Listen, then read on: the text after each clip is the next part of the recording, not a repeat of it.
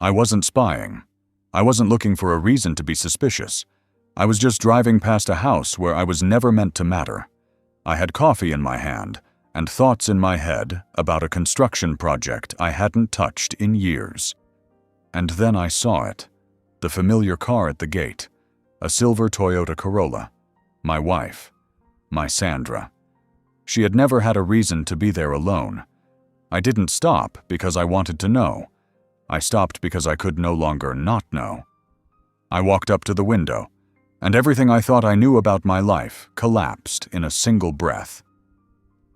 If this story resonated with your soul, click subscribe and let me know in the comments which city or country you're listening from.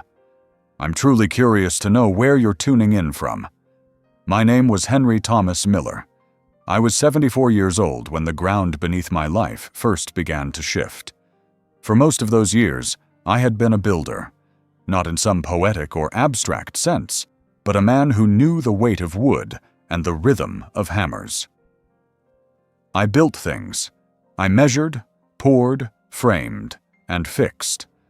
My work was in neighborhoods across Georgia, elementary schools with clean lines and safe steps, fire stations with wide bays and red doors, homes where families grew old, and dogs barked at mailmen. My fingerprints were in the concrete of those foundations. I wasn't educated beyond high school. My hands were my tools, and my eyes were trained to see what others missed. A crooked beam, a warped nail, a tiny crack that meant trouble 6 months down the line. I was good at it. Not flashy, not famous, but solid. People knew me for showing up early, staying late, and finishing what I started. I was never the man giving speeches at ribbon cuttings, but I was always somewhere nearby, leaning against a wall I had helped erect, watching others take pictures. My back started to give out when I hit 69. The long days on ladders, the heavy lifting, the summers soaked through with sweat. It all came back to collect. I didn't resent it. The pain was a kind of proof. I had earned it honestly. After a minor stroke, my hands shook too much for the precision I used to pride myself on. That's when I stepped back, not entirely by choice, but by the slow, quiet force of age. I handed off most of the projects to younger men. I still visited sites, gave advice, checked measurements. I was useful, though not central. I told myself that was enough. We lived in a small town not far from Macon, Georgia, where people still nodded to one another on the sidewalk and left pies on the porch. Our house was modest but strong. I had built the front steps myself twice, once when we moved in, and again when the wood rotted out after 15 years. I replaced the roof with my own hands the year my youngest daughter got married. I planted a dogwood tree by the mailbox and trimmed it every spring until my knees started locking up. I married Sandra in 1971. We met at a 4th of July cookout when I was still learning the trade, and she was working as a receptionist at the county office. She was kind in the way women used to be taught to be, but sharp underneath. She had a mind like a ledger book, precise, quiet, unforgiving. She ran the house.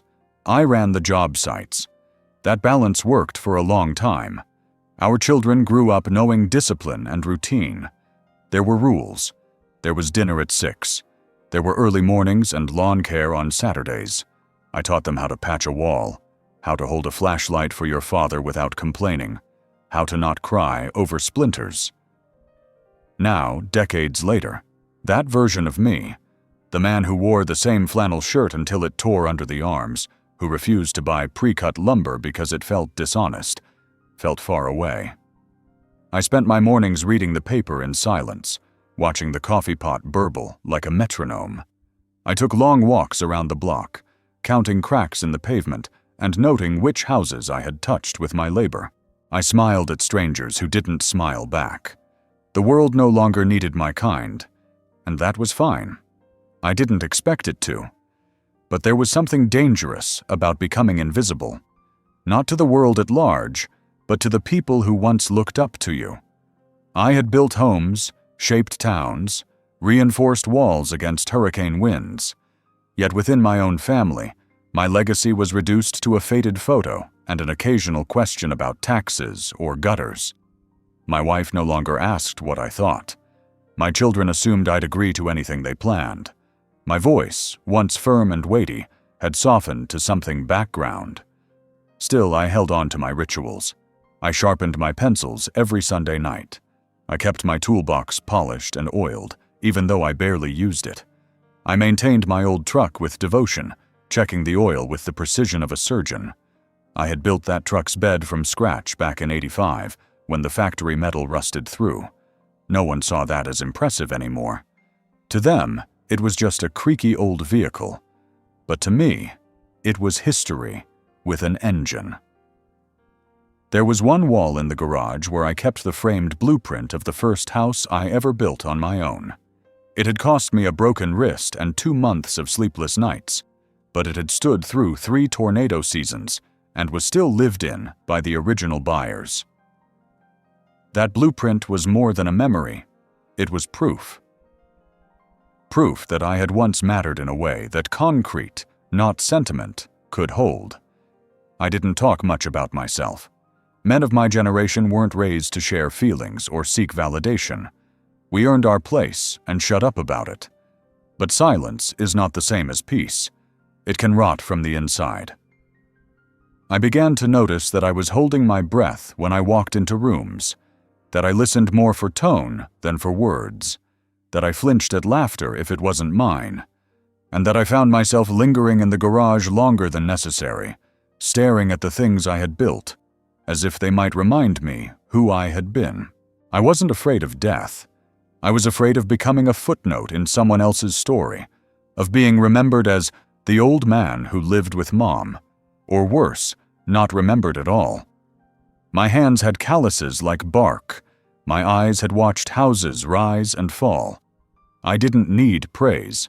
I just didn't want to vanish. That morning, before the car ride that would change everything, I stood by the back window of our house with a cup of coffee and looked out at the fence I had reinforced the summer our middle child moved out. It leaned slightly now, weathered and soft at the joints, like me, still standing, still mine. For now. The strange thing about fading from your own life is that it doesn't happen all at once. It's a slow unraveling, like a rope fraying at the end, thread by thread, day by day. I didn't wake up one morning and find myself invisible. It crept up on me in silence, through half-closed doors, unanswered questions, and conversations I was no longer invited into. The walls of my house, once built with my hands, began to press in with a stillness I hadn't noticed before. It wasn't a haunted kind of silence. It was worse. It was ordinary. There was a time when I could hear my own life echo through the hallways, the hammering of my boots at the door after a long day, the familiar creak of floorboards near the sink where I stood every morning, brushing sawdust from my sleeves before coffee, the smell of oil, rust, sweat, and wood.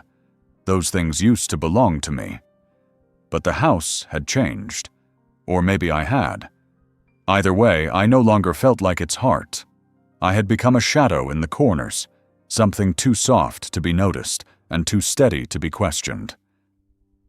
My wife, Sandra, moved around the house with a rhythm that no longer included me. She didn't mean harm, at least I don't think she did, but her days had taken on a shape I didn't fit into. She moved faster now, always with a list, a reason to be in motion, a text to reply to. Her face was calm, composed, polite.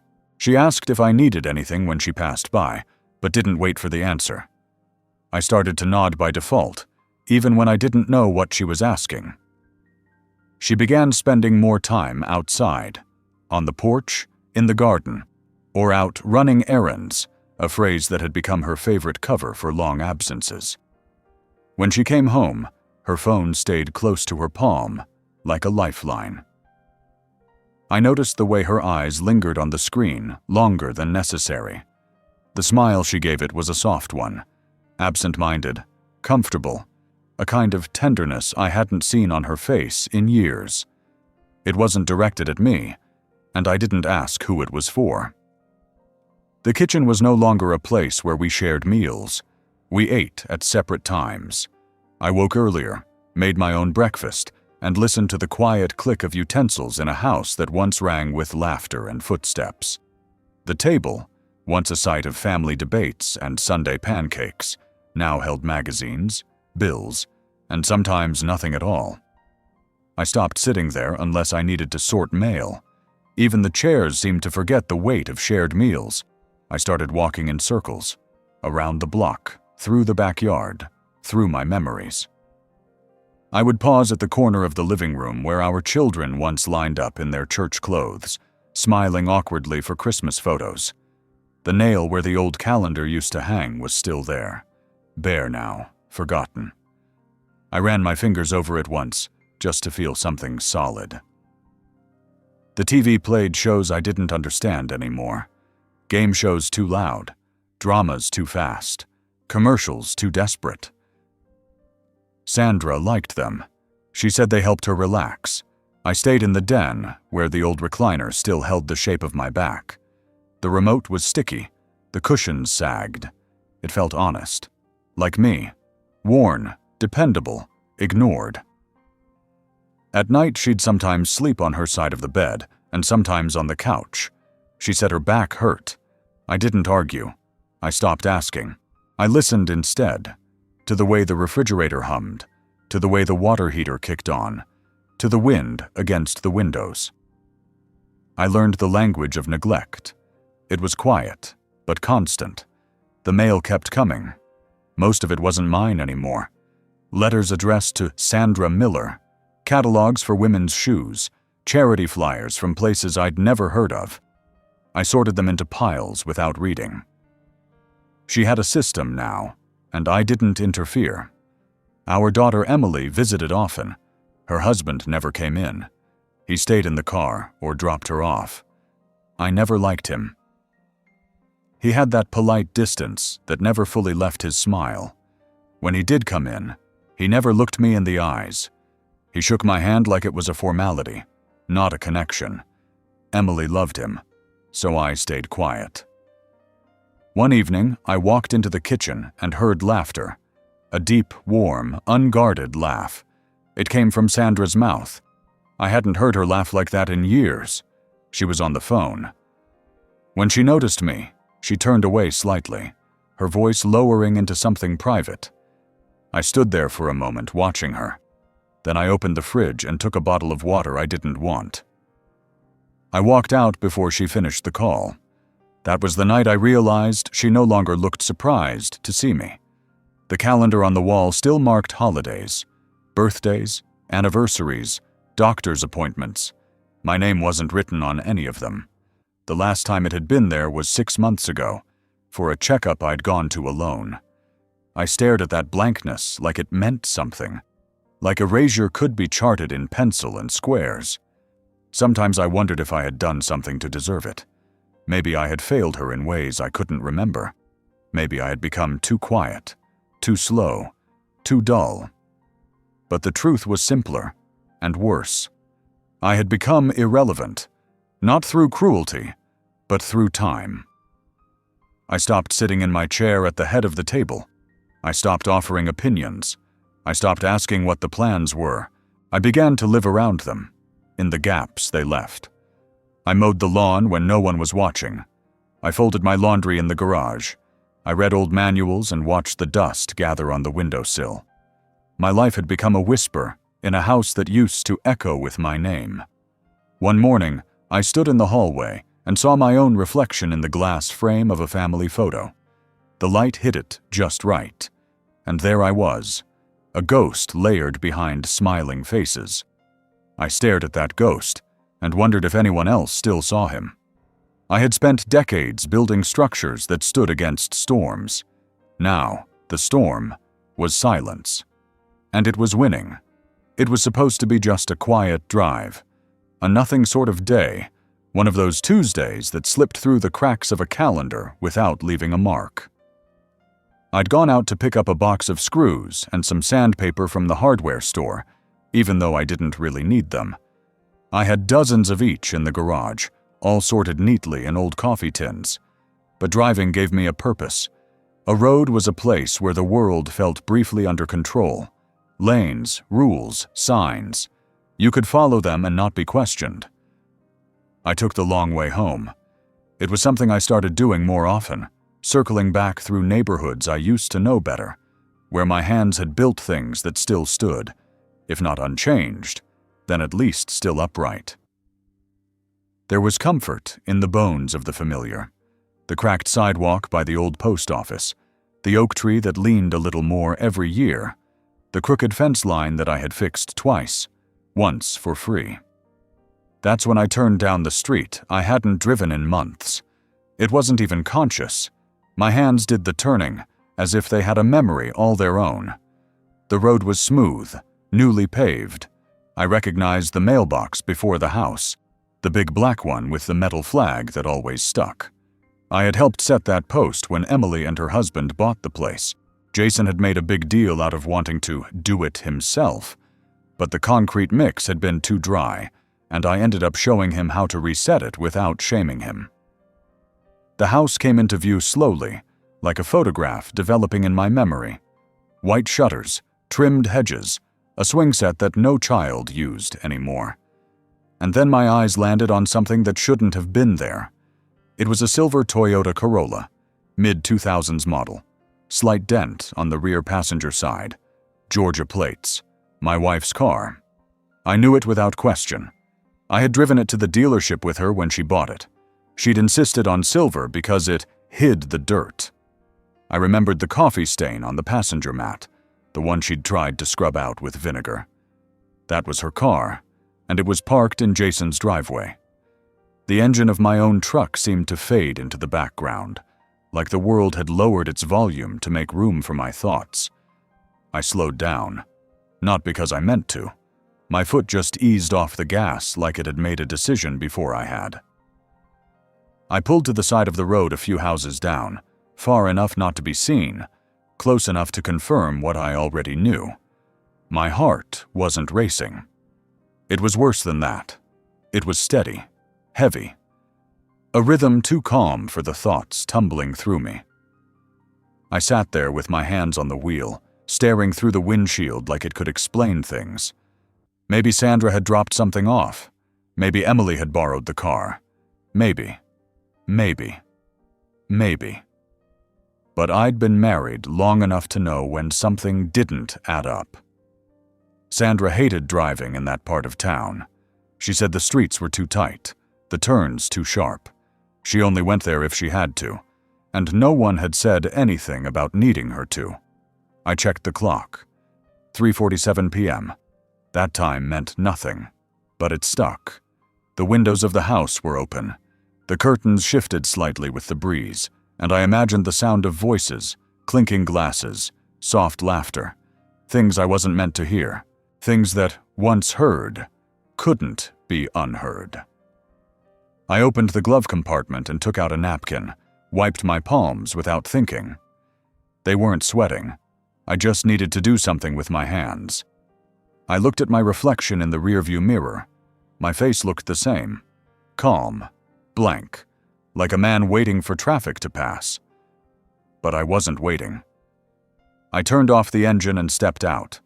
The air was warm and thick with the scent of trimmed grass and something cooking, maybe garlic, maybe onions. It made my stomach turn. I crossed the street slowly, pretending not to care if someone saw me, but taking a path between the trees so that no one would. The gravel crunched beneath my boots. I walked past a rose bush I had once planted there. It was blooming. I hadn't known it would bloom this year. I stopped at the edge of the lawn and looked again at the car. It was parked straight, not hurried. She had taken her time. That's what got to me. She hadn't stopped by. She had come in, settled in. I stood there longer than I should have. Just far enough to see, but not be seen. Just far enough to feel the shape of a reality I hadn't wanted to name. I thought about turning back, about walking away and forgetting I ever saw it, about convincing myself that it was all innocent. But my legs didn't move. Not back, not forward. I was frozen in that moment, like someone waiting for permission to feel what they already knew. I scanned the porch. No movement. Then a flicker behind the curtain. A figure, a shape, a motion too familiar. It disappeared again. I knew it was her. The way she moved was imprinted in my bones. The tilt of the head, the way she leaned when she laughed. It didn't need to be confirmed. It was already truth. And then I saw Jason. He stepped into view, barefoot, holding a wine glass, walking casually toward the front door like it was his home, and not just his in the legal sense. I didn't breathe. He opened the door without knocking, the door that locked automatically from the inside. He didn't use a key. I turned around. I didn't want to see more. I didn't want to see what I couldn't forget. The weight of it pressed against my ribs, not like betrayal, but like confirmation. The kind that didn't need witnesses or words. Just one car, parked in one driveway, at the wrong time, on the wrong day. I walked back to my truck. The napkin was still on the passenger seat. I picked it up and folded it, careful and precise, as if that small act could hold back the flood gathering behind my eyes. I didn't start the engine right away. I sat there in silence, watching the house disappear behind the trees. Something in me shifted that day. Not anger, not sadness, something colder, heavier, like a door closing in my chest, sealing off everything that had once been known and trusted. The car was still parked there when I drove away, and I knew, as surely as I knew how to level a foundation or drive a nail straight, that everything had already changed. I hadn't intended to get out of the truck. That part still troubled me later. I could have driven past. I could have shaken my head, told myself it was nothing, turned the radio up, and gone home. But I didn't. I killed the engine and stepped out like a man going into a burning building, already knowing the heat, already tasting the smoke, already accepting that something would not be the same when he came out again. I moved along the edge of the property line with the kind of slowness that comes from dread rather than stealth. It was quiet on that street. No dogs barking, no children playing. The silence had weight to it, like a breath held too long. I walked past the flower beds that needed trimming, past the porch swing that still creaked in the breeze, and around the side of the house where the shadows stretched longer. I stopped near the side window. It wasn't large, just a narrow pane of glass, partially smudged from the outside, the way windows always are when no one bothers to clean them. I remembered helping Jason install that window when they remodeled the kitchen. He had mismeasured the opening, and I had to plane the frame down to make it fit. I hadn't been invited to help again after that. He didn't like needing me. The grass beneath my boots was soft. I shifted my weight slowly, careful not to make a sound, though I knew the odds of being heard through a closed window were slim. But the impulse to move silently was stronger than logic. My heart didn't race. My hands didn't shake. But I felt something else, something deeper, like the stillness before a thunderstorm. I leaned slightly toward the glass. The curtain inside had been drawn back. It was pinned in a way that looked deliberate, as if someone wanted the light to come in, or the view to stay clear. I adjusted my stance to see more. There in the kitchen sat my wife, Sandra. She was barefoot, sitting on the stool by the counter, the same one Emily used to do homework on when she was in high school. Her posture was relaxed, casual in a way I hadn't seen in years. Her shoulders weren't tense. Her face wasn't drawn tight. There was a softness to her that startled me, a familiarity that felt foreign. In front of her stood Jason. He was pouring something into 2 glasses, wine, I assumed, from the angle of the bottle. He laughed at something she said. She tilted her head toward him, smiling. Her hand rested on the counter, close to his, not touching, but near enough that the space between them seemed intentional, intimate, practiced. I watched as he handed her a glass. Their fingers brushed. She didn't flinch. She didn't pull away. She accepted the glass with a nod and took a sip. Her lips left a faint mark on the rim. She said something, and he laughed again, throwing his head back like a man who felt safe. The air behind that window felt thick, like it had been sealed in a jar too long. The kind of air you don't breathe, but wade through.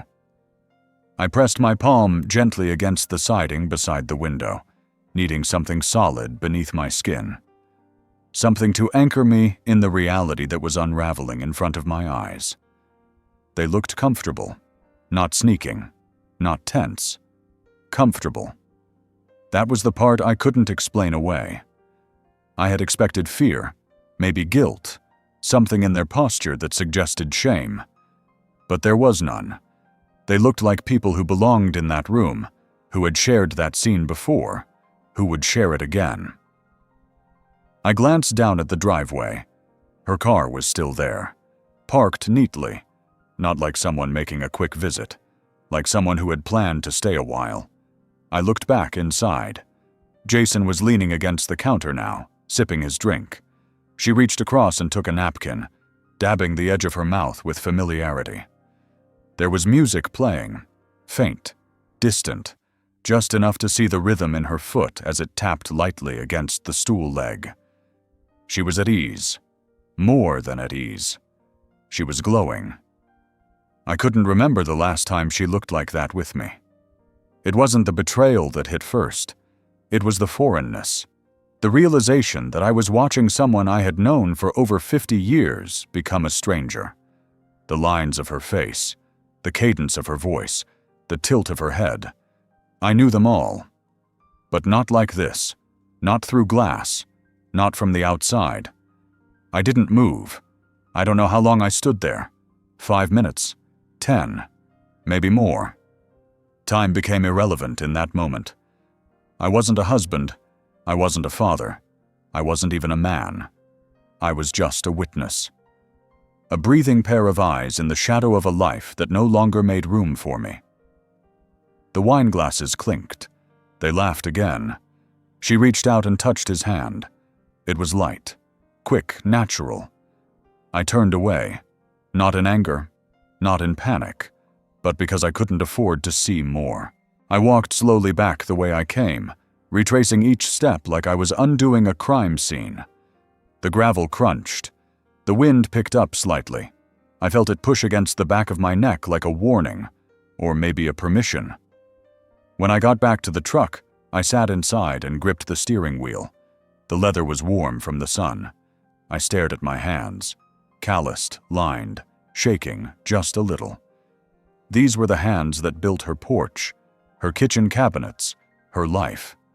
And now they sat idle while someone else held the wine glass she raised. I didn't start the engine right away. I waited for my breath to slow, for my chest to stop aching, for the truth to settle in.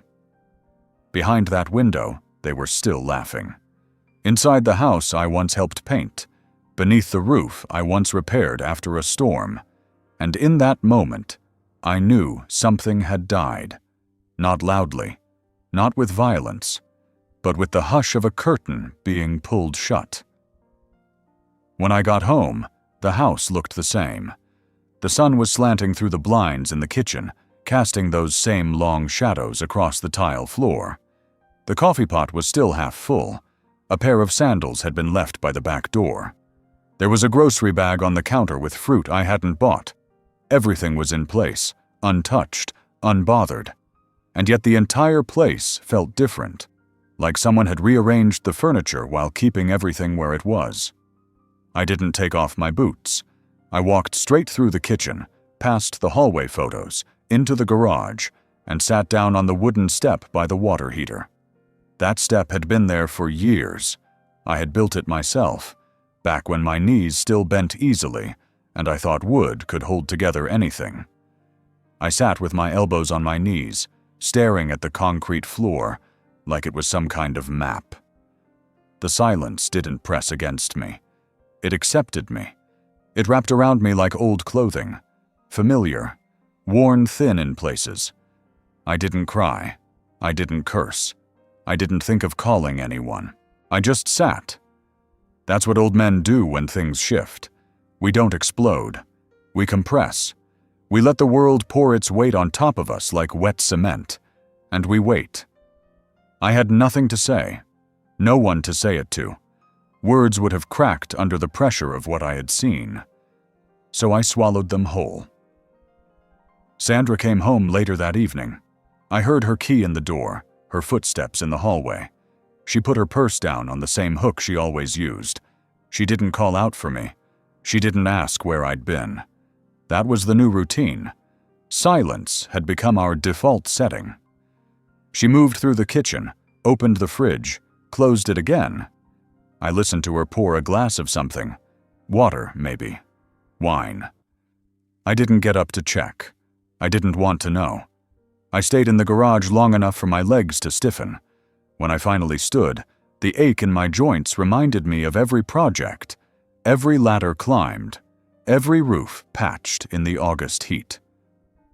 I walked back into the house with the slow gait of a man carrying something invisible and heavy. I didn't look at her as I passed. She didn't look at me. Two ghosts sharing a hallway, brushing past each other without sound. That night, I lay in bed with my eyes open. The ceiling fan clicked with a rhythm I couldn't turn off. I stared at the tiny crack in the plaster above my side of the bed, the one I had been meaning to fix for months, maybe years. I thought about the click of the wine glasses, the casual brush of fingers, the way her body leaned toward him without hesitation. I thought about the softness in her smile that I hadn't seen in my direction since before the kids moved out. And I thought about how none of that surprised me as much as it should have.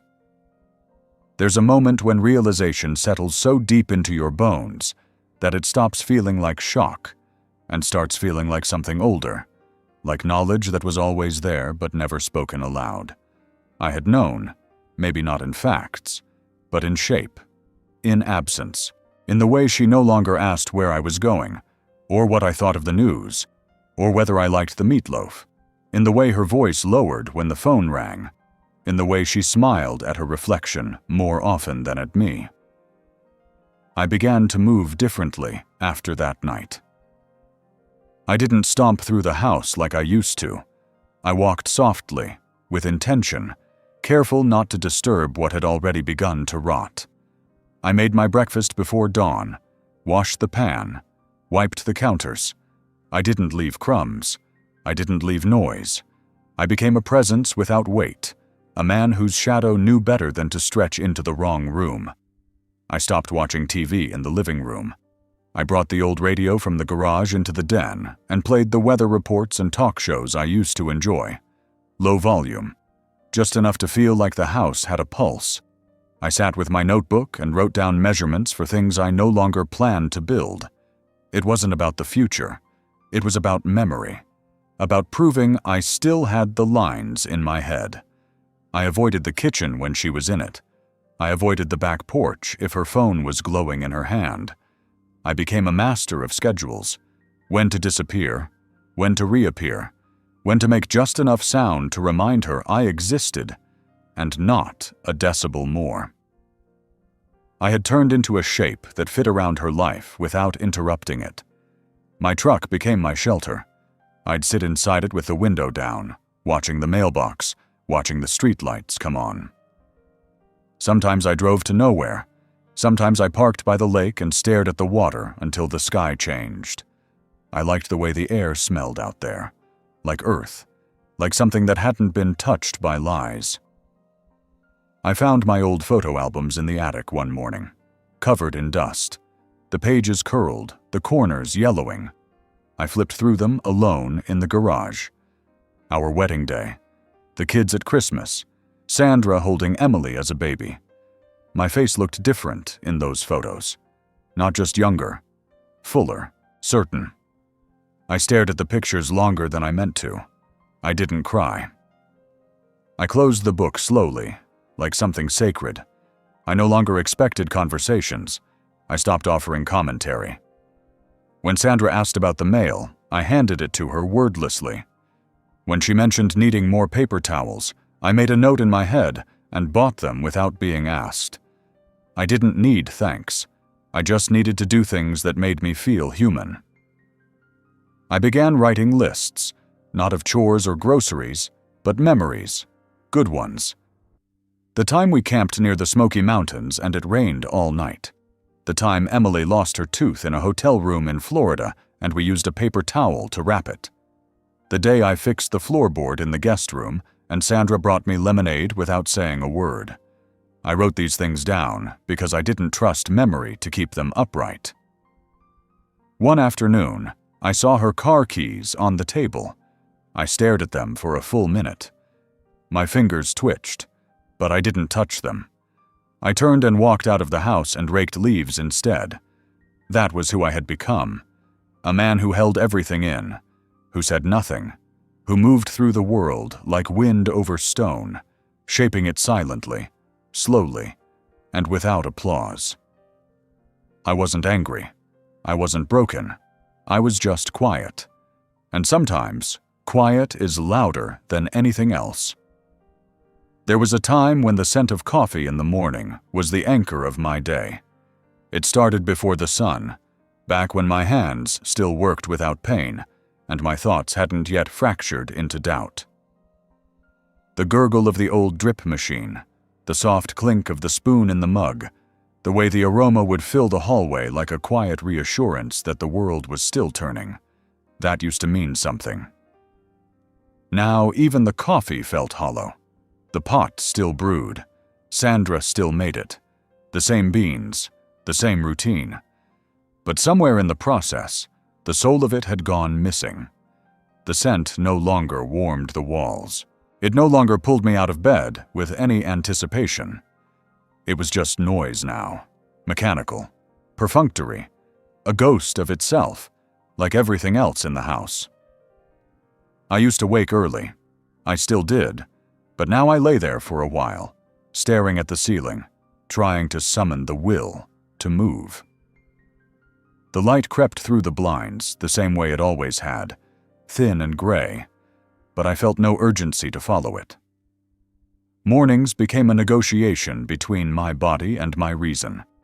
Eventually I would sit up, swing my legs over the side of the bed, and take those same 6 steps to the hallway, like a man walking into a room that no longer wanted him. Sandra would already be in the kitchen, her back turned, her robe tied tightly, the belt hanging loose down the side of her leg. She didn't hum anymore. She used to. Old jazz tunes, sometimes hymns. But now the kitchen was quiet, except for the whir of the machine and the occasional clatter of a cup on the counter. I stood there many mornings, just outside the doorway, watching her in silence before turning toward the garage instead. I kept a mug in the garage now, a chipped one, from a hardware store convention back in the 80s. I poured from the pot when she wasn't looking, filled it halfway, drank it out by the water heater. It tasted the same, burnt, bitter. But it was the ritual that mattered more than the flavor. Except the ritual had lost its meaning, too. One morning, I opened the cupboard where we kept the sugar and saw a new container, something imported, organic, the kind of thing Sandra used to laugh at. She didn't tell me she switched. I stood there holding the glass jar in my hand for a while, staring at the label, feeling like I had stumbled into a stranger's pantry. I put it back without using any. I started noticing other changes, small things. The soap by the sink had a different scent. The hand towels were replaced with ones I didn't recognize. The magnets on the fridge were rearranged. The calendar no longer had handwritten notes. Instead, reminders lived in her phone, silent, glowing, private. I watched these details pile up like dust in corners no one bothered to sweep. She came and went with an ease that left no trace, her shoes by the door, her purse on the hook. But her presence had become intermittent, like a breeze you weren't sure you felt. I asked less and less, not because I didn't want to know, but because the answers had stopped being offered. And when silence becomes the answer, questions lose their shape.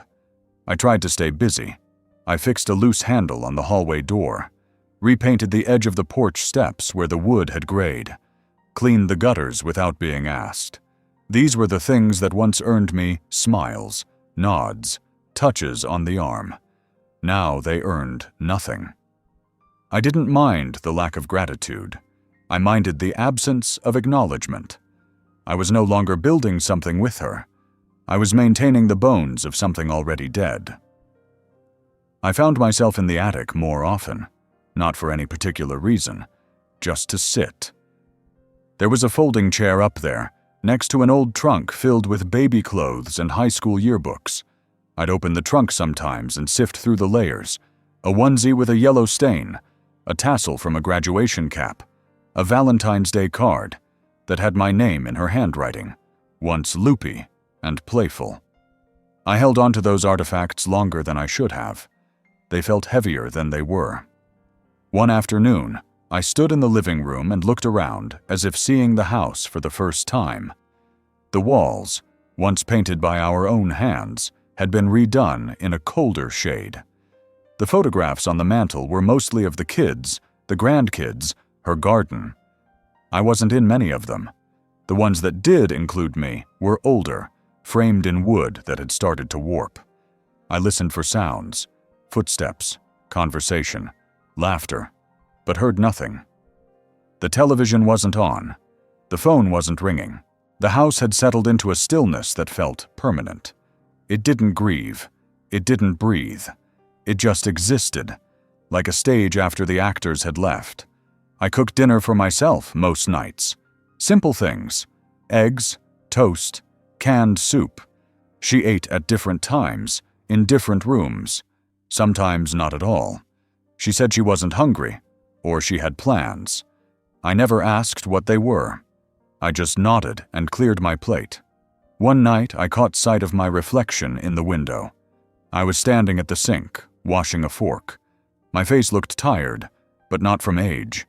It was the kind of tired that comes from holding everything in, from knowing too much and saying nothing, from being replaced without ever being told. I dried the fork and placed it in the drawer. I stood there for a long time, staring into the empty sink. The faucet had a slow drip I hadn't bothered to fix. The house no longer smelled like coffee. It smelled like air and paint and resignation, like something carefully preserved, not lived in, like a home that had outgrown the people who built it.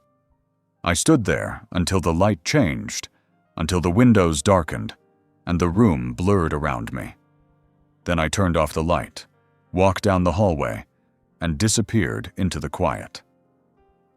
It started with the rain, a soft, insistent patter that worked its way into the walls, the gutters, the spaces between thoughts. I had always liked the sound of rain on the roof, especially on Sundays, when the house felt slow and grounded. That morning, I sat in the armchair by the hallway, listening to it tap against the windows, watching the way it gathered and ran down the glass in tiny rivers. I hadn't planned to open the hallway closet. It was one of those corners of the house we rarely visited anymore. The place where old blankets lived, where holiday decorations were stuffed into plastic bins, where photographs used to be. But the rain made everything feel like a memory, and I suppose I needed to touch something real. The door creaked open like it hadn't been moved in months. A smell of dust and linen rose up, faint, but familiar. I reached in and pulled out one of the larger storage boxes from the bottom shelf. My hands moved slowly, careful not to disturb whatever fragile truth lived inside. I placed the box on the floor, knelt beside it, and opened the lid. Inside were scarves, gloves, and folded tablecloths, seasonal things, carefully stacked, untouched for years. I moved them aside gently, expecting to see the old envelopes we had kept, fat with prints from disposable cameras, black and white ones from our early years, school portraits of the children with awkward smiles and stiff collars. But they weren't there. I searched deeper, moving through layers of unused winter wear and a broken string of Christmas lights. Still nothing. No photo albums, no picture frames, No stray snapshots clipped together with a paperclip the way Sandra used to do. It was as if they had been removed entirely, erased like chalk from a slate. I checked the shelf above, then the one below. Empty bins, a box labeled "Donate" in her handwriting, but no photographs. I sat back and stared at the open closet. For a moment, I wondered if I had imagined their existence. Maybe I had moved them years ago and forgotten, but I hadn't. I remembered exactly how they had been stacked, the way the cardboard edges had frayed, how the album covers peeled at the corners from too much handling. They had lived here. This closet had held our life, and now it didn't. I stood up, my knees popping with effort, and pulled down the other boxes, one by one. Gardening supplies, spare curtains, even a roll of unused wallpaper from a project we never finished. But not a single photograph, not a single image of the life we had built, the children we had raised, the moments we once thought were worth keeping. I checked the cabinet in the hallway, the drawers in the guest room, even the garage shelves where I stored old tools. Nothing. The albums were gone, not lost, not misplaced, removed, deliberately, silently. Back in the living room, I sat on the edge of the couch and stared at the mantel. The framed pictures there told a newer story. Sandra with the grandchildren at the beach, Emily and Jason at their anniversary dinner. The dog we never adopted, but somehow ended up in our home. My presence was minimal. A single photo from 20 years ago, tucked into the corner, partially obscured by a ceramic vase. I felt like a guest in my own life's gallery. That night, I lay awake thinking about the weight of absence. Not just the missing objects, but the decision behind their removal. Someone had opened those albums, flipped through the pages, and decided they no longer belonged. Someone had deemed those moments unworthy of space. I tried to recall specific images. The one of Sandra in the garden, sun hat too big for her face. The boys building a snowman that collapsed before we could photograph it. The vacation to Colorado, where I wore a ridiculous parka and pretended I wasn't freezing. I could still see them in my mind, but memory isn't the same as proof, and the older I got, the more I craved proof. Over the next few days, I began to search in quiet, unspoken ways. I checked the attic twice, looked through the cabinets beneath the bathroom sink, even though I knew how absurd that was. I opened the drawers in her craft room and rifled gently through them, careful not to leave a trace. I found greeting cards, receipts, half-used journals, but not the photos. I never asked her about them, not because I was afraid of the answer, but because I understood the silence it would bring. Some things, once questioned, collapse under their own truth. I wasn't ready to hear her say, "I put them away," or worse, "I didn't think you'd notice." I preferred the emptiness. At least it didn't speak. Instead, I began to sketch. On the back of scrap paper, in the margins of old notebooks, I drew outlines of what I remembered. Not full portraits, just moments. The curve of a cheek, the slant of a smile, the way a hand rested on a shoulder. I wasn't an artist, but it wasn't about accuracy. It was about reclaiming space. I taped some of them inside the closet where the albums used to be. A quiet rebellion, a silent monument. Sandra never noticed, or if she did, she never said. One morning, I found a new photo on the fridge. Jason and Sandra, smiling by a lake, arms around each other, matching jackets. The image was recent. I hadn't been told about the trip. I stood there a long time, the milk in my hand growing warm. Then I placed it back in the fridge, walked to the garage, and opened the box where I kept my sketches. I added one more. It wasn't of her. It wasn't of the children. It was of the hallway closet. Closed, locked, empty. And in that drawing, I gave it a new name. I wrote it in pencil, small, just below the frame. Here once lived a man. It was a Tuesday when I opened the drawer. The rain had returned after a long dry spell, and the sound of it against the windows made the house feel even more hollow than usual. I had been sitting in the den, staring at a crossword I couldn't finish, when the memory of those papers surfaced like a bubble rising from still water. I stood up, walked into the bedroom, and opened the old cedar dresser that had once held my undershirts and spare belts. The bottom drawer, stiff from disuse, creaked when I pulled it open. They were still there. A folder, thick and faded at the edges, filled with documents I had kept for decades. Not for any sentimental reason, but because I understood the value of what people signed when they thought they still needed you. Wills, deeds, insurance forms, tax records, the original mortgage, everything with my name on it, everything with my signature. Paper doesn't age the way people do. It yellows, it curls, but it doesn't forget. I laid the folder out on the bed, its weight surprising even me. I hadn't looked at these papers in years. There had been no need. We had shared everything, or so I thought. But now, surrounded by silence and secrets, I wanted to know what was still mine. I wanted to hold something that hadn't been quietly taken or erased. The first document I pulled out was the deed to the house. My name was listed first, hers second. I ran my finger over the ink like it was braille, as if touch might confirm what sight already knew. I remembered the day we signed it. Sandra had been excited, her voice full of plans for a garden, a porch swing, a place to grow old. I had nodded, smiling, already thinking about the pipes and the wiring. We had come to the same dream from different doors. I kept going. Next was the life insurance policy, drawn up back when the kids were still in school.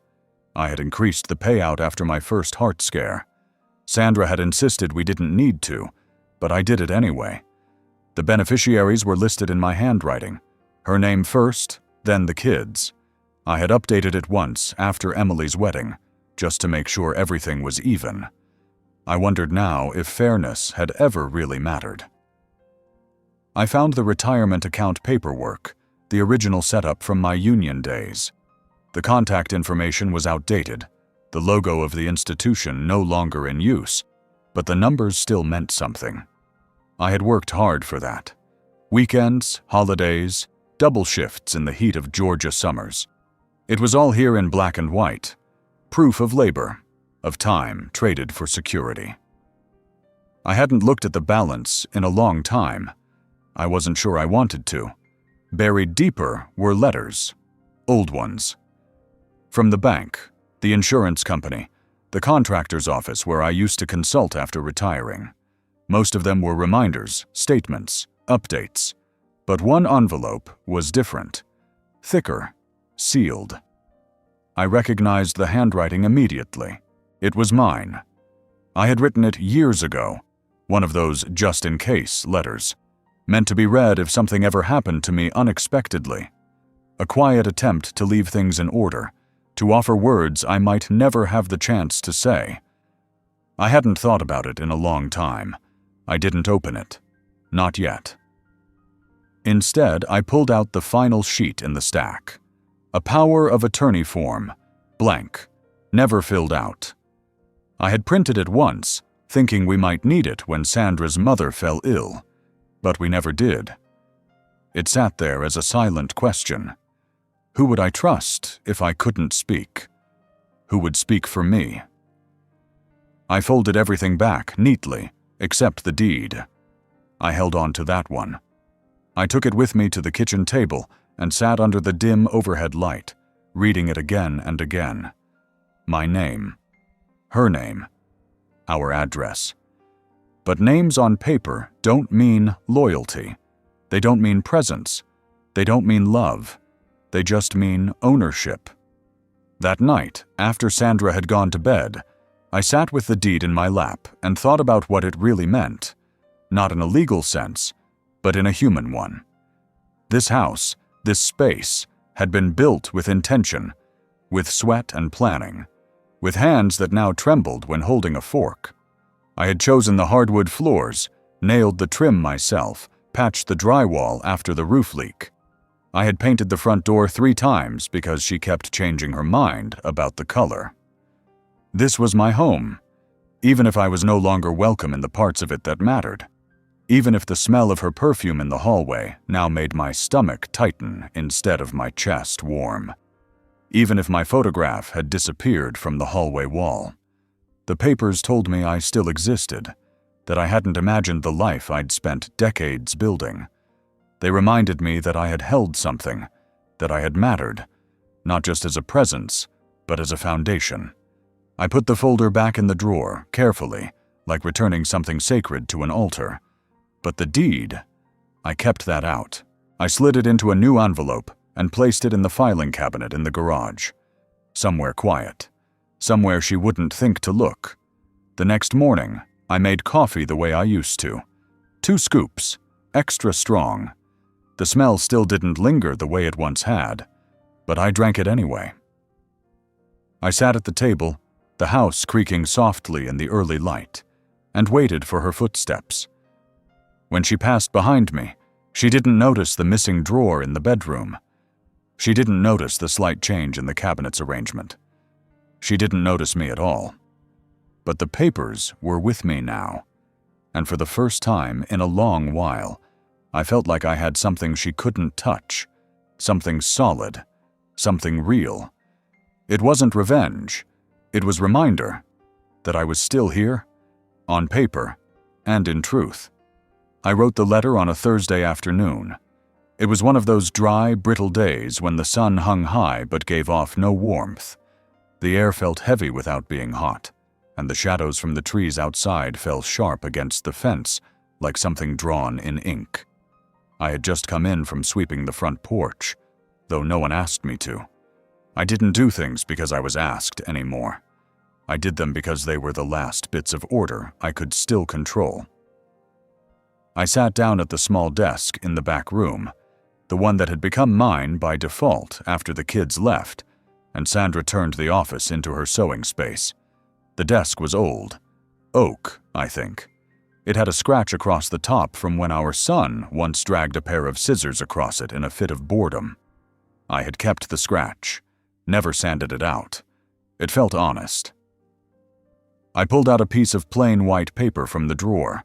Not a card, not something fancy. Just a sheet, clean, untouched, waiting.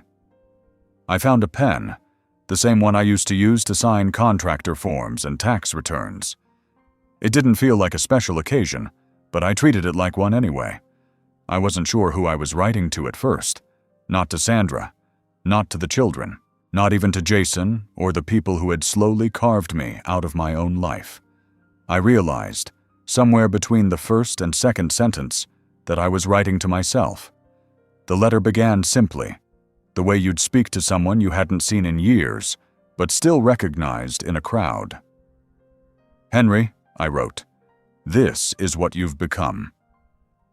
And then the words came, slow at first, uneven, like trying to remember the lyrics to an old song, but they picked up pace as my hand warmed to the rhythm, and soon I was pouring it out. The weight, the confusion, the loneliness that had been tightening in my chest for months.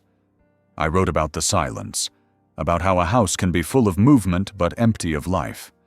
I described how she moved through rooms like I wasn't there, how even her footsteps seemed quieter when they passed me. I detailed the small ways a man can vanish without anyone noticing, how a photo disappears from the shelf, how a favorite coffee mug ends up in a donation box, how your opinion stops being sought and eventually stops being offered. I wrote about the closet where the photos had been, about how the absence of something can feel louder than its presence. I described how I had found the papers in the drawer, how my name still sat there in ink, firm and unshaken, while my actual self had become a shadow. I didn't censor my thoughts. I didn't try to be poetic. I wrote plainly, the way a carpenter might measure a wall, line by line, no room for embellishment. I wrote about the pain of being looked through, the pain of being remembered only when something broke or needed paying for. I admitted that I no longer recognized my own marriage. that the woman I had once built a life with now felt like someone else's guest. I confessed the things I'd been too proud to say aloud, that I was angry, that I was afraid, that I was tired, not just in body, but in spirit, that I had sat in my truck on more than one occasion, gripping the wheel until my knuckles went white, unsure of whether to drive away or drive straight through the fog of everything that had been taken from me. I told myself that I had done my best, that I had worked hard, that I had provided, protected, endured. I reminded myself that I had built homes with my hands, raised children with my heart, and stayed when it would have been easier to go. I wrote that staying wasn't weakness. It was proof of who I was. Toward the end of the letter, I let my words soften. I wrote to the version of me that still existed somewhere under the silence. The one that remembered the way Sandra's hand used to rest on my arm in the grocery store. The one that used to sing along to the radio in the truck on long drives. The one that built a swing set in the backyard on his only weekend off because his daughter wanted to fly. I reminded him that he was still here. And I reminded him that leaving didn't always mean packing a bag or slamming a door. Sometimes leaving meant pulling back from where you weren't wanted. Sometimes it meant deciding, quietly and without drama, that you wouldn't be erased any further. I signed the letter with my full name, Henry Thomas Miller. Then I folded it once, clean and sharp. I didn't place it in an envelope. I didn't hide it in a drawer. I laid it flat beneath the toolbox in the garage, where I knew it wouldn't be found accidentally. It wasn't meant to be read by anyone else. Not now. Maybe not ever. I returned to the kitchen and made a sandwich. The act felt absurdly ordinary after what I had just written. I sat at the table, chewing slowly, watching the dust float in the beam of light coming through the window. Nothing had changed. And yet something had. The letter hadn't solved anything. It hadn't fixed the silence. But it had pulled something out of me, something I hadn't been able to name. I felt lighter, not happier, just less full of the unspoken. That night, as I lay in bed, I thought of the letter. I pictured it sitting in the garage beneath the old red box that held my screwdrivers. A small testament, a declaration that I had seen what was happening and that I hadn't gone quietly, not completely. It was a letter I never sent, but it was the first thing I had said in a long, long time. It happened early in the morning, just after the fog had lifted and the sun had started to dry the dew on the lawn. I was sitting in my truck, watching the street from a distance, the way I used to watch a job site before the crew arrived. It was quiet, just the hum of insects and the faint rustle of leaves in the breeze. A slow hour, the kind most people waste without knowing it. But I felt every second of it, each one ticking in my chest like the beat of something winding down. I had left the house the night before without a sound. I packed light, one duffel bag, my wallet, a folder with the papers, and the letter I never sent. I didn't leave a note. I didn't slam any doors. I just walked out, not in anger, but in completion, like turning off the last light before locking up an old building. I stayed with a friend from the union that night, someone who owed me nothing but gave me a spare room without questions. He was the kind of man who understood what silence meant between men our age. We didn't talk much. I slept in a bed that wasn't mine, but it held me better than the one I'd left. The next morning I drove back, not to return, just to watch. I had put the plan in place weeks ago, slowly, carefully, nothing loud, nothing that would alert anyone. I'd gone to the county office. I'd spoken to a lawyer I trusted. I'd signed forms with a clear hand and a clear heart. Ownership had changed, accounts had shifted, and the locks, those had been changed too. I sat in the truck, watching the driveway. The house looked the same. That's the strange thing about endings. They don't announce themselves. They just settle in, quiet and cold. The porch still had the hanging fern she watered every Thursday. The mailbox still leaned slightly to the left from when the snowplow clipped it last winter. Everything familiar. Everything meaningless now. And then I saw her car turn onto the street. Sandra was driving, Jason in the passenger seat. They were talking, laughing about something. He had a coffee in one hand. She was gesturing with her free hand, animated in a way I hadn't seen in years. I didn't move. I just watched. They pulled into the driveway. She stepped out first, swinging her purse over her shoulder. Jason followed, grabbing something from the back seat. A box. I couldn't see what was inside. They walked to the front door together. I watched her reach into her purse. She pulled out the key, and I waited. She slid it into the lock, and I waited. Then it happened. The key didn't turn. She tried again. Slower, more deliberate. It still didn't turn. Jason stepped closer. He took the key from her and tried it himself. He jiggled it, leaned into the door, pushed while twisting. Nothing. The deadbolt held. The door didn't budge. I watched from behind tinted glass, heart steady, breath even. She looked confused at first, then annoyed. She checked the number above the door as if somehow it might have changed. Jason knocked once, then looked through the sidelight window. He tried the handle again. Nothing. Then she reached for her phone. I knew she would. She tried calling. I didn't answer. She left a message. I didn't listen to it. They stood there for a while, shifting their weight, growing more frustrated with each passing minute.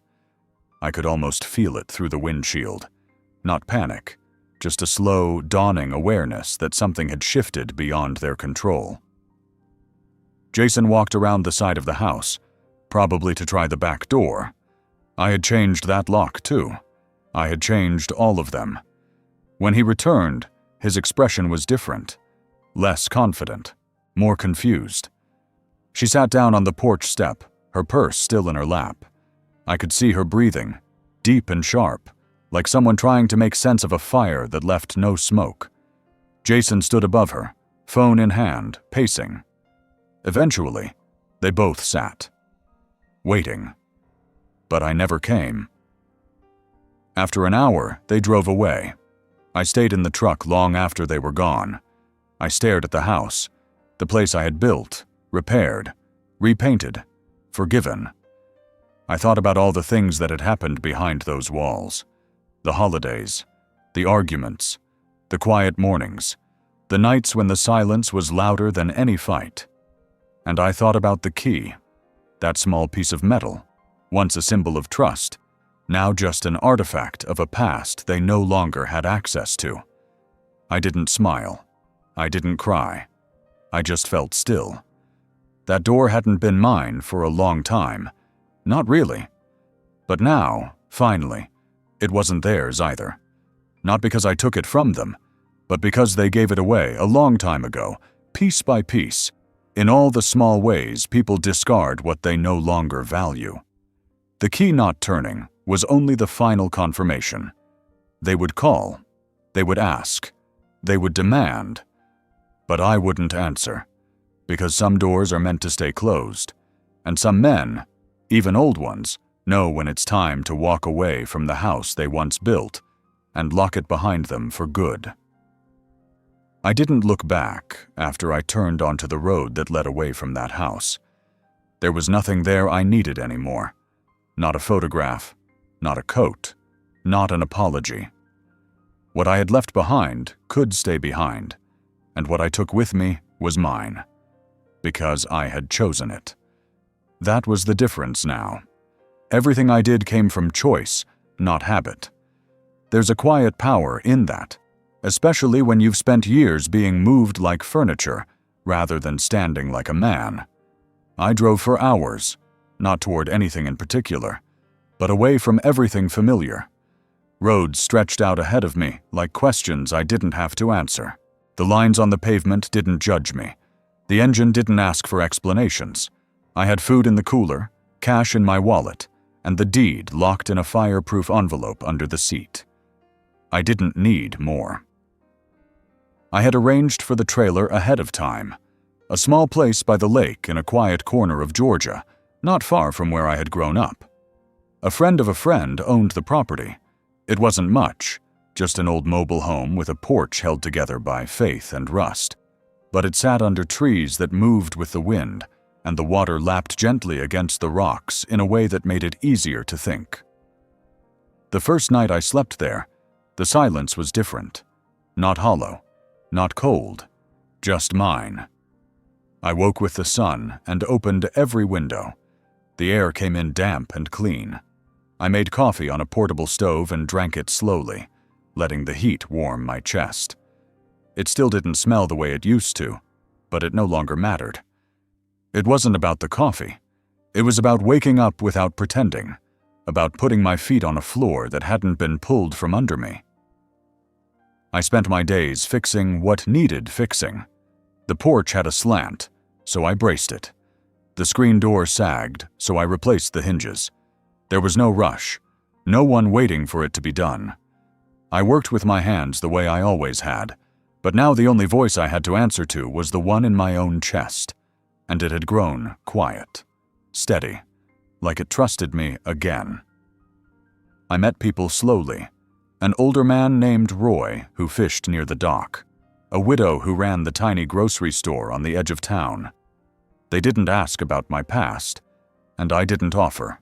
I wasn't hiding. I was simply starting again, brick by quiet brick. No announcements, no declarations, just days, lived, not endured.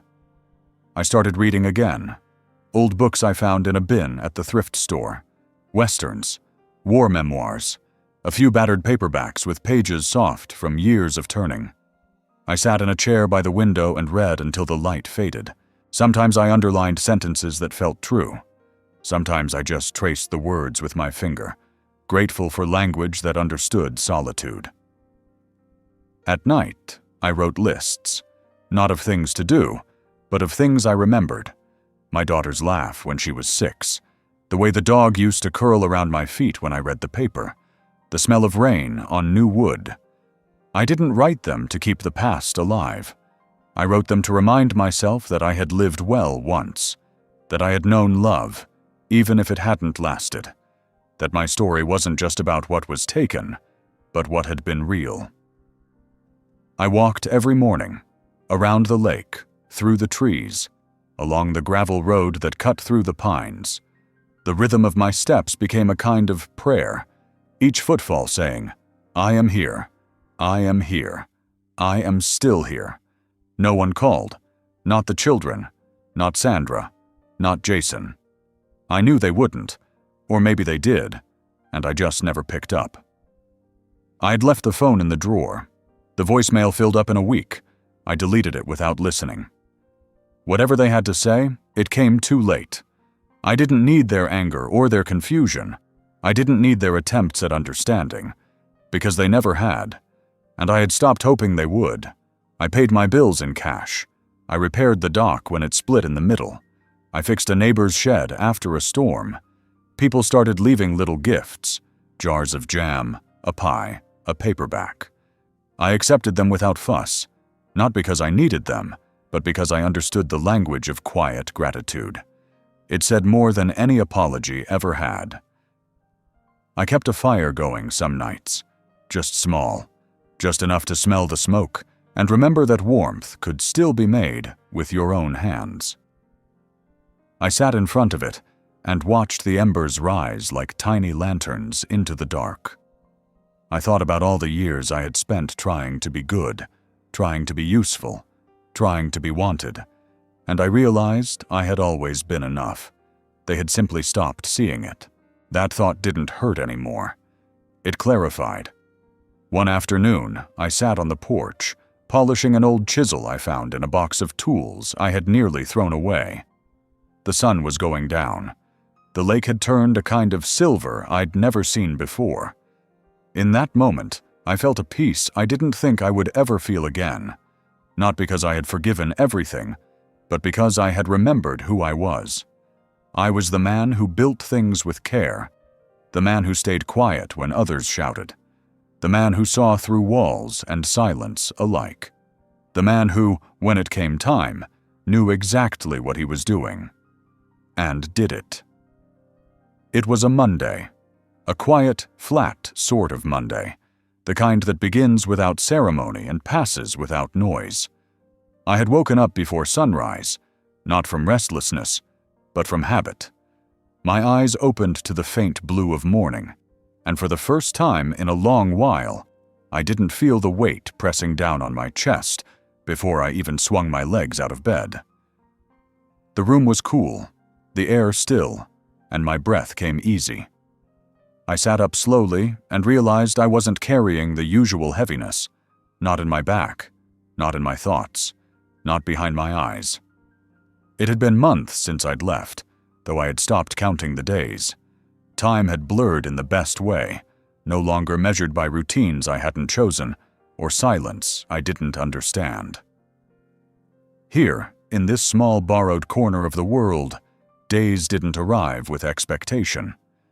They just showed up, and I let them. That morning, I walked to the lake barefoot. The grass was wet with dew, but I didn't mind. I let my toes sink into the soft ground, steadying myself like a man who still believed in the weight of his own presence. The surface of the water was perfectly still. I watched it for a while, until the wind picked up just enough to ripple it. No violence, just movement. It reminded me of a line I had read once, something about how peace wasn't the absence of storms, but the presence of clarity. I never fully understood it until that moment. There had been pain, so much of it, layered like sediment in a riverbed. Disappointment, betrayal, confusion, grief. All of it had settled inside me for years, hardening in quiet ways. But that morning, it felt like something had shifted, not erased, just softened, like scar tissue instead of a wound. I made breakfast slowly. Eggs, toast, coffee brewed over a small gas flame. The smell filled the trailer, and for once it didn't remind me of anything. It just was. The toast crackled when I bit into it. The eggs tasted like they were supposed to, and the coffee, still bitter and dark, sat warm in my palms. I didn't miss anything. I didn't look for echoes. I just sat and ate. I had learned to live without noise, without constant explanations, without the weight of waiting for someone else to speak first. The quiet wasn't empty anymore. It was generous. It gave me back things I had forgotten I needed. My breath, my balance, my ability to move through the day without clenching my jaw. Later, I pulled out a box I hadn't touched in weeks. Inside were the sketches I had done when I first arrived, fragments of memory drawn in pencil and hesitation. I laid them out on the table and studied each one. The lines were rough, uneven in places, but I could see the truth in them. Not just what I remembered, but how I had felt. I had drawn a house without windows, a man sitting in a room with no door, a closet full of light with no one inside. I didn't cry. I didn't feel the sting I used to when I looked at them. Instead, I smiled, not because they were beautiful, but because they were honest. I gathered them carefully and placed them back in the box, this time with intention. I didn't need to look at them again, but I also didn't need to burn them. They were part of the trail that led me here. I honored them by keeping them, not by clinging to them. That afternoon, I walked to the old dock. The boards were uneven, and the nails had started to rust, but it held my weight. I sat at the edge and let my feet dangle just above the water. A breeze came in from the west, lifting the leaves, brushing against my face like an old friend. I closed my eyes and listened, not for footsteps, not for voices, but for the sound of nothing. And that nothing was full. For a long time, I believed healing would come like thunder, like a declaration. I thought it would be a moment of clarity or confrontation, but it came instead, like a still day in late spring. No fanfare, no applause, just a subtle, unmistakable absence of pain, a quiet reclaiming of breath. As the sun moved overhead, I thought about the years I had given to people who no longer thought about me, and I felt no bitterness. They had taken what they needed, and I had let them. But I had taken something back, something quiet, something mine. They didn't know it. They didn't have to. I stood and stretched, letting my spine pop, letting my arms fall loosely at my sides. I walked back slowly, savoring the sound of gravel underfoot. I passed the mailbox and noticed a letter had been slipped inside. No name, no return address, just a small white envelope. I didn't open it. Not yet. Maybe not ever. Because whatever it said, it couldn't change the fact that I had already found what I needed. I had found the day when it didn't hurt. And I had lived it. Not for anyone else, just for me. It was a Thursday when the letter finally arrived. Not a letter, really. Just a formal notice, the kind printed on stiff paper and folded with mechanical precision. It had my name on it, but the words inside weren't for me. They were written in the language of confusion, bureaucracy, and desperation. It was from a lawyer I didn't know, hired by people who used to know me. The tone was urgent, the questions sharp. Why had the locks been changed? Who owned the house now? What had happened to the accounts, the paperwork, the rights they assumed were theirs? I read it once, slowly, then set it down on the counter beside my coffee mug. The mug was chipped on the rim. I liked it that way. It reminded me that useful things don't have to be perfect, and that time leaves marks on everything worth keeping. I didn't respond. There was nothing to say. They already knew the answer. Sandra had likely been the first to notice. She would have walked to the drawer where the tax documents were kept and found it empty. Then the bank statements. Then the insurance forms. All gone. Not stolen. Not misplaced. Relocated. Removed by the same steady hands that once repaired their broken chairs and cleaned the gutters they forgot about. I hadn't left a mess. Just a silence too precise to be accidental. Jason, I imagined, would have paced through the house, phone in hand, disbelief turning into anger.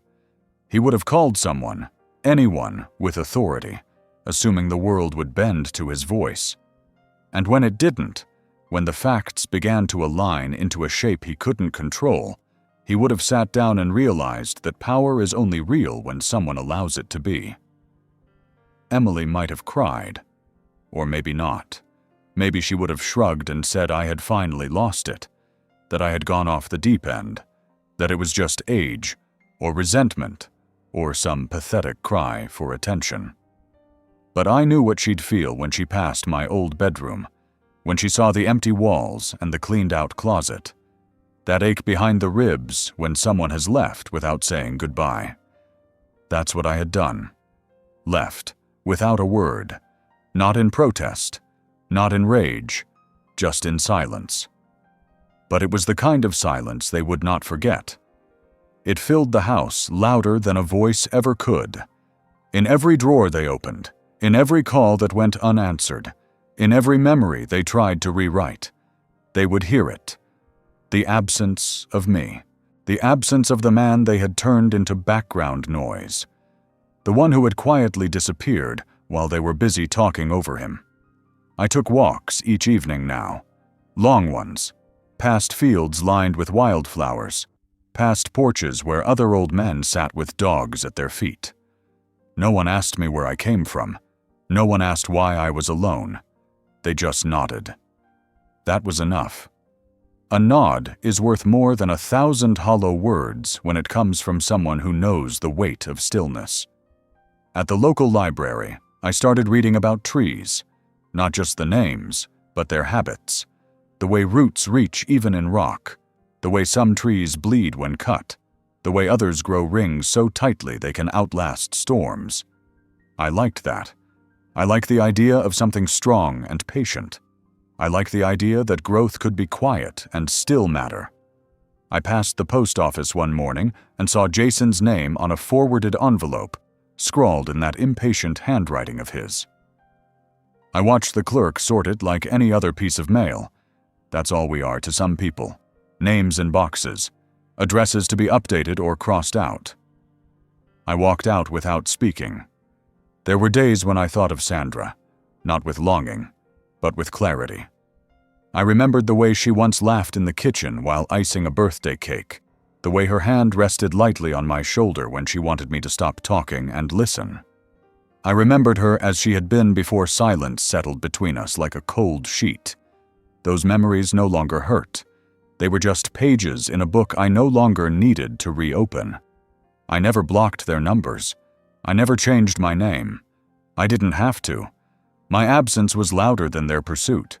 They had my number. They had my name. They had every chance to see me before I was gone. They simply chose not to look until it was too late. They hadn't understood that silence was a language, that it wasn't emptiness. It was deliberate, considered, weighted. It was the answer to all the things they thought would go unchallenged. It was the boundary I never spoke aloud, and now it lived between us like a wall they couldn't tear down. Sometimes I imagined them gathering in the house, my old house, trying to piece together what had happened, wondering how they missed it, wondering how I could have slipped through the cracks of their attention without a trace. But I hadn't slipped. I had walked. I had chosen the quiet. And they, in their noise, had never heard me leave. One evening, I sat on my small porch, a cup of tea in hand, watching the sun fold itself behind the hills. The light stretched long and low, golden and kind. I listened to the wind move through the trees. I listened to the creak of the wood beneath my chair. And I felt peace, not the dramatic kind, not the kind that demands recognition, but the kind that settles in your chest like breath after a long run. That silence. It was mine. And they would remember it. Every birthday they forgot I attended.